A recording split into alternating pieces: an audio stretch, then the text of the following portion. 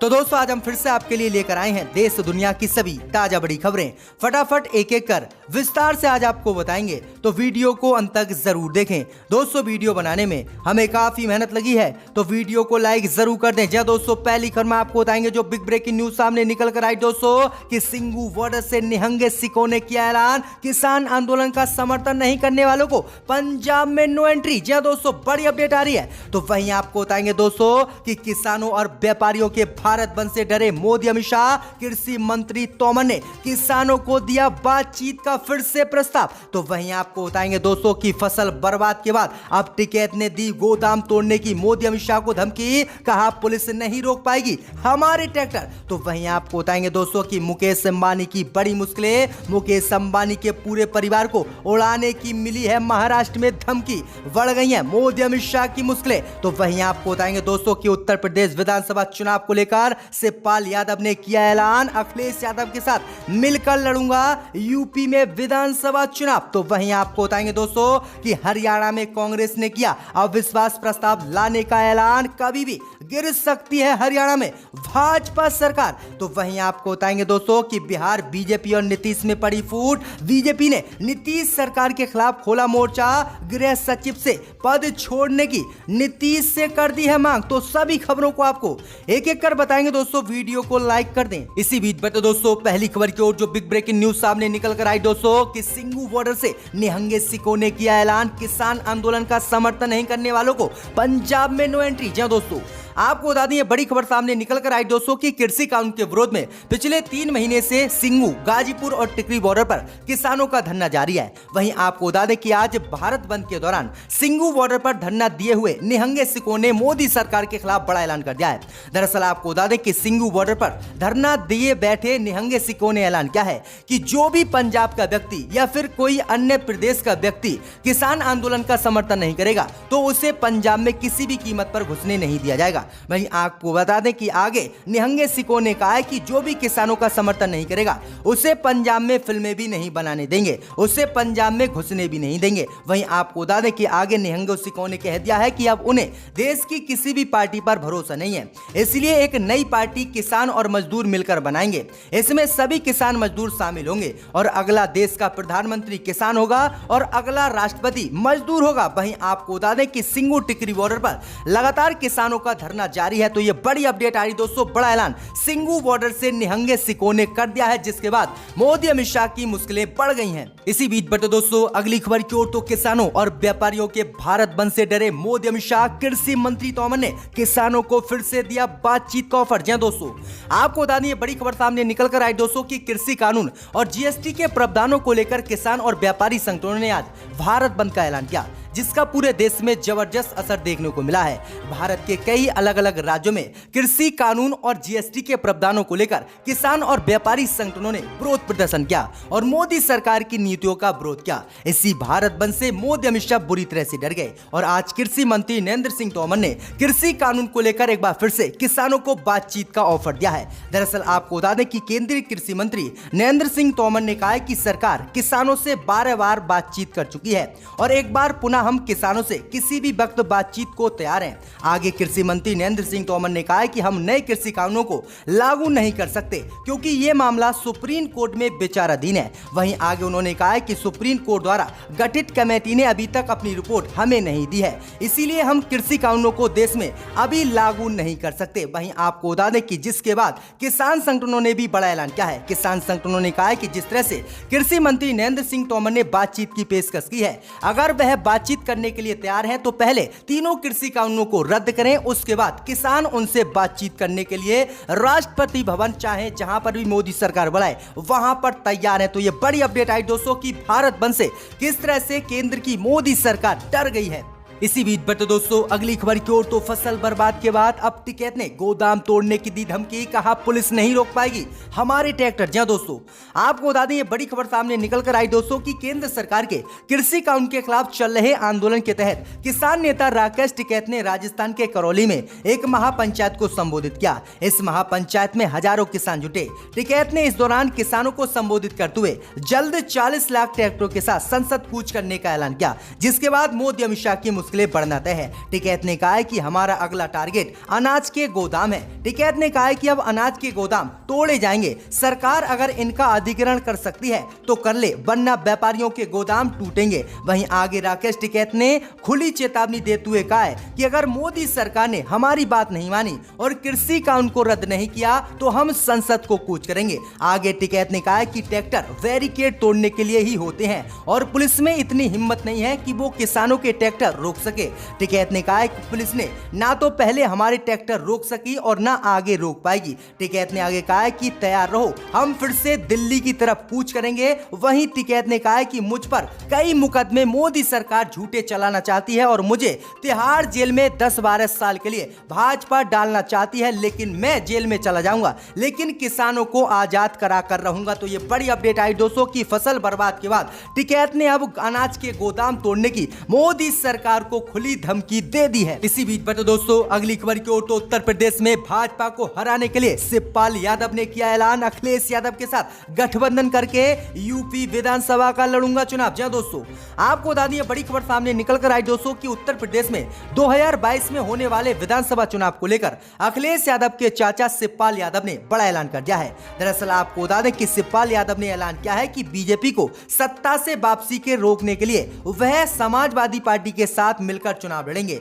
और उन्हें समाजवादी पार्टी से गठबंधन करने में कोई भी परहेज नहीं है। वहीं आपको बता दें कि शिवपाल यादव ने इसके साथ ही कहा है कि मैं साफ कह रहा हूं कि जो भी अन्य पार्टी हैं और छोटे छोटे दल हैं वह मिलकर समाजवादी पार्टी के साथ गठबंधन करे और गठबंधन करके हम उत्तर प्रदेश में भाजपा को सत्ता से बाहर निकाल फेंकेंगे। तो ये बड़ी अपडेट आई दोस्तों। इससे पहले शिवपाल यादव ने असदुद्दीन ओवैसी की पार्टी एआईएमआईएम से भी गठबंधन करने का ऐलान किया था। तो ये बड़ी अपडेट आई दोस्तों कि उत्तर प्रदेश में शिवपाल यादव अखिलेश के साथ गठबंधन करने के लिए तैयार हो गए हैं। इसी बीच बता दोस्तों अगली खबर की ओर तो मुकेश अंबानी को लगा तगड़ा झटका, पूरे अंबानी परिवार को उड़ाने की महाराष्ट्र में मिली धमकी। जी दोस्तों आपको बता दें बड़ी खबर सामने निकल कर आई दोस्तों कि देश के सबसे धनी कारोबारी मुकेश अंबानी को जान से मारने की आज धमकी मिली है। मुकेश अंबानी के घर के बाहर विस्फोटक से भरी लावारिस स्कॉर्पियो बरामद हुई है। इस स्कॉर्पियो में एक बैग मिला है जिसमें पूरे अंबानी परिवार को जान से मारने की धमकी दी गई है, जिसके बाद पूरे महाराष्ट्र में सुरक्षा एजेंसी टैट हो गई है और जांच करने में जुट गई है। वहीं आपको बता दें कि अब तक इस मामले की कोई भी सुराग नहीं मिल पाया है कि किस व्यक्ति ने अंबानी परिवार को मारने की धमकी दी है, लेकिन लगातार इसकी जांचें हो रही हैं। तो ये बड़ी अपडेट आई दोस्तों कि अंबानी परिवार पर अब खतरा मंडराने लगा है। इसी बीच बता दोस्तों अगली खबर की ओर तो हरियाणा में कांग्रेस ने किया अविश्वास प्रस्ताव लाने का ऐलान, गिरेगी हरियाणा में भाजपा सरकार। जी दोस्तों आपको बता दें कि केंद्र की नरेंद्र मोदी सरकार द्वारा बनाए गए 3 कृषि कानून के खिलाफ हरियाणा के किसान आंदोलन कर रहे हैं। किसानों का कहना है कि कानून वापसी से कम उन्हें कुछ भी स्वीकार नहीं है। इस बीच हरियाणा की राजनीति में कांग्रेस ने आज बड़ा दांव चल दिया है जिससे हरियाणा में भाजपा की सरकार गिर सकती है। दरअसल आपको बता दें कि कांग्रेस ने विधानसभा में बजट सत्र के दौरान हरियाणा राज्य की सरकार के खिलाफ अविश्वास प्रस्ताव लाने का फैसला किया है। यदि कांग्रेस अविश्वास प्रस्ताव लेकर आती है तो इस प्रस्ताव को मंजूर करना या नहीं करना यह फैसला विधानसभा अध्यक्ष द्वारा किया जाएगा। लेकिन यदि अविश्वास प्रस्ताव मंजूर होता है तो इसके बाद सबसे बड़ी समस्या जेजेपी के सामने होगी। अधिकांश जाटों के समर्थन से सत्ता की कुर्सी पर बैठने वाले जेजेपी के अध्यक्ष दुष्यंत चौटाला फिर से खुलकर सामने आएंगे और उन्हें खुलकर कहना होगा कि वह उनके विधायक किसानों के समर्थन में वोट करेंगे या फिर किसानों के विरोध में वोट करेंगे और साफ हो जाएगा कि जजपा किसानों के साथ होती है या भाजपा के साथ रहती है। ऐसा माना जा रहा है कि अधिकांश किसानों के वोट से ही जजपा के विधायक जीतकर विधानसभा पहुंचे हैं। ऐसे में अविश्वास प्रस्ताव कांग्रेस लेकर आई और इसका जजपा ने विरोध किया तो हरियाणा में भाजपा की सरकार गिरना तय है। वहीं आपको बता दें कि जजपा के 10 में से 7 विधायक पहले ही किसानों को अपना समर्थन दिए हुए हैं और उन्होंने कहा है कि अगर भाजपा ने कृषि कानून को वापस नहीं लिया तो वह भाजपा से अपना समर्थन वापस ले लेंगे और जजपा को इस्तीफा दे देंगे, जिससे सरकार गिरना हरियाणा में भाजपा की तय है। तो ये बड़ी अपडेट आ रही है, बड़ा झटका हरियाणा में भाजपा को लग सकता है। इसी बीच बता दोस्तों अगली खबर की ओर तो सुप्रीम कोर्ट से मोदी अमित शाह को लगा तगड़ा झटका। सरकारी कर्मचारियों के वेतन पेंशन में देरी पर अब मोदी सरकार को देना होगा कर्मचारियों को ब्याज। दोस्तों आपको बता दें बड़ी खबर सामने निकल कर आई दोस्तों कि सरकारी कर्मचारियों के वेतन पेंशन में देरी पर केंद्र की मोदी सरकार को आज सुप्रीम कोर्ट से तगड़ा झटका लगा है। दरअसल आपको बता दें कि सुप्रीम कोर्ट ने फैसला सुनाते हुए कहा है कि सरकारी कर्मचारी अपना वेतन और पेंशन पाने के हकदार हैं। अगर मोदी सरकार कर्मचारियों के वेतन और पेंशन के भुगतान में देरी करती है तो सरकार को उसे उचित ब्याज दर के साथ वेतन और पेंशन का भुगतान सरकारी कर्मचारियों को देना चाहिए। आंध्र प्रदेश उच्च न्यायालय के एक पूर्व जिला और सत्र न्यायाधीश द्वारा दायर जनहित याचिका को लेकर यह फैसला कोर्ट ने सुनाया है, जिसके बाद मोदी अमित शाह की मुश्किलें बढ़ गई हैं कि जिन भी सरकारी कर्मचारियों की वेतन और पेंशन देने में मोदी सरकार ने देरी की है, अब पूरा ब्याज उनको मोदी सरकार को देना होगा। तो ये बड़ी अपडेट आई दोस्तों। इसी बीच बता दोस्तों अगली खबर की ओर, तो बिहार में बीजेपी और जेडीयू में पड़ी फूट। बीजेपी ने नीतीश सरकार के खिलाफ खोला मोर्चा, गृह सचिव के पद छोड़ने की मांग। जी दोस्तों, आपको बता दें बड़ी खबर सामने निकल कर आई दोस्तों कि बिहार में शराबबंदी को लेकर राजनीति गर्मा गई है। वहीं आपको बता दें कि शराबबंदी को लेकर पहले विपक्ष नीतीश कुमार पर हमला बोलता था, लेकिन अब बीजेपी के ही विधायक और एमएलसी सहित बड़े सांसद नीतीश सरकार के खिलाफ बिहार में मोर्चा खोले हुए हैं, जिससे बिहार में नीतीश और बीजेपी के बीच मुश्किलें बढ़ गई हैं और कभी भी बिहार में नीतीश की सरकार गिर सकती है। दरअसल आपको बता दें कि बीजेपी एमएलसी संजय पासवान ने एक बार फिर से बिहार में बिगड़ती कानूनी व्यवस्था को लेकर नीतीश के खिलाफ मोर्चा खोल दिया है और गृह सचिव पर विचार करने और गृह सचिव पद को छोड़ने की मांग कर दिया है। बीजेपी के एमएलसी संजय पासवान ने कहा है कि बिहार में नीतीश कुमार से अत्याचार और घूसखोरी खत्म नहीं हो रही है, इसलिए बिहार में नीतीश कुमार को गृह सचिव का पद छोड़ना चाहिए और बीजेपी के किसी नेता को इस पद की जिम्मेदारी देना चाहिए। लेकिन नीतीश कुमार पहले ही कह चुके हैं कि वह किसी भी कीमत पर गृह सचिव का पद नहीं छोड़ेंगे। तो ये बड़ी अपडेट आ रही दोस्तों कि बिहार में कभी भी सत्ता का परिवर्तन हो सकता है और बिहार में बीजेपी और नीतीश के गठबंधन वाली सरकार गिर सकती है। इसी बीच बता दोस्तों अगली खबर की ओर, तो चुनाव आयोग आज कर सकता है 5 राज्यों में विधानसभा चुनाव की तारीखों का ऐलान। जय दोस्तों, आपको बता दें बड़ी खबर सामने निकल कर आई दोस्तों कि चुनाव आयोग आज दोपहर बाद तमिलनाडु, असम, केरल, पश्चिम बंगाल और पुडुचेरी के विधानसभा चुनावों की तारीखों का ऐलान कर सकता है। चुनाव आयोग शाम 7:30 बजे एक संवाददाता सम्मेलन करेगा।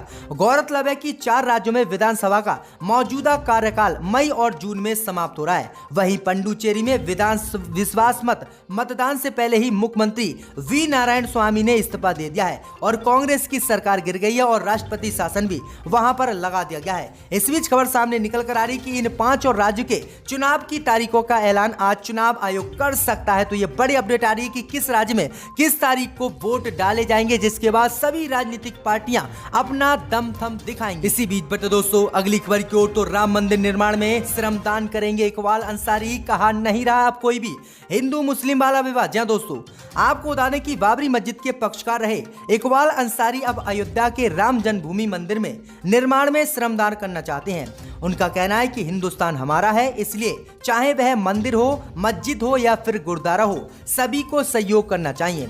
आगे उन्होंने कहा है कि सुप्रीम कोर्ट में मुकदमा था, लेकिन आज सारी चीजें खत्म हो चुकी हैं। अब हिंदू और मुसलमान में कोई विवाद नहीं रहा, इसलिए अब मंदिर के निर्माण का कार्य शुरू है और हम उसमें श्रमदान करेंगे। इकबाल अंसारी ने कहा है कि हम चाहते हैं कि हिंदू और मुस्लिम दोनों लोग मंदिर और मस्जिद के नाम पर लड़ाई ना करें। हिंदू और मुस्लिम दोनों लोगों से अपील करते हैं कि मंदिर निर्माण में श्रमदान करें। अयोध्या का जो महत्व है वह पूरी दुनिया में कहीं नहीं है। तो ये बड़ी अपडेट आ रही है, बड़ा बयान अब इकबाल अंसारी ने दिया है। इसी बीच बता दोस्तों अगली खबर की ओर, तो हरियाणा के गृह मंत्री अनिल विज ने किया ऐलान, जबरन धर्मांतरण के खिलाफ इसी बजट में बनेगा लव जिहाद कानून। जी दोस्तों, आपको बता दें कि हरियाणा सरकार बजट सत्र में 2 बड़े कानून बनाने जा रही है। पहला जबरन धर्म परिवर्तन कराने वाले कानून और उसके बाद उससे सजा दिलाने वाला कानून।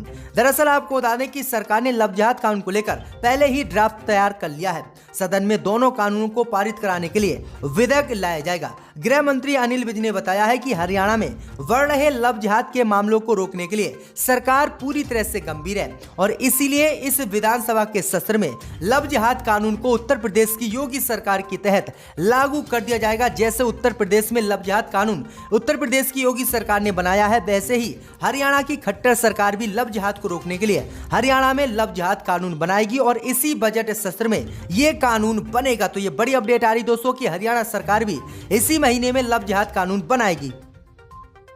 किन की मौत वाली